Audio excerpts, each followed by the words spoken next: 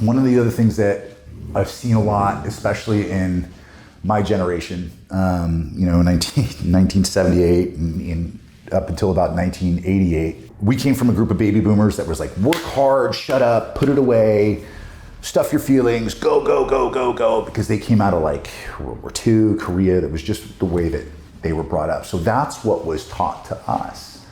And what happened was a lot of us didn't express any emotion whatsoever, ever.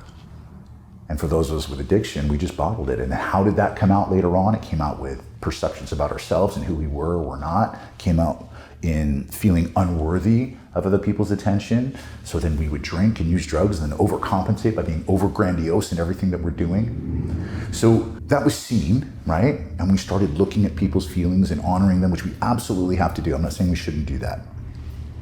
What I'm saying is that there was a time where sympathy was used in place of empathy. And when it came into the generation after mine, what we're seeing is it's a problem.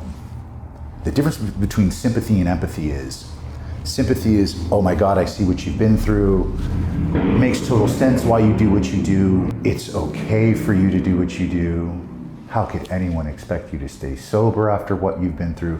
When we dive into sympathy for an addict or an alcoholic like me, or somebody who's truly suffering, when we give them that blank check or permission to continue to destroy themselves because of the trauma that they've been through, that sympathy can be weaponized. It can be turned into a shield for that recovering a person who's trying to recover. I used it.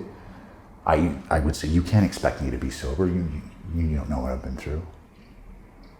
How could you? And when I got that check mark of, oh yeah, of course.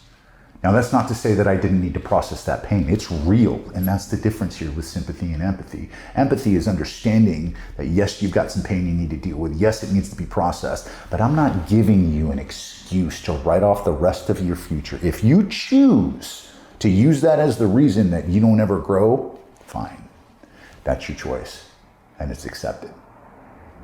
But it is a choice. You can move forward.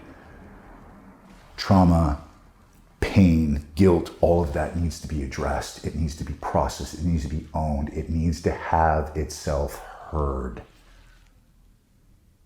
And then we move on.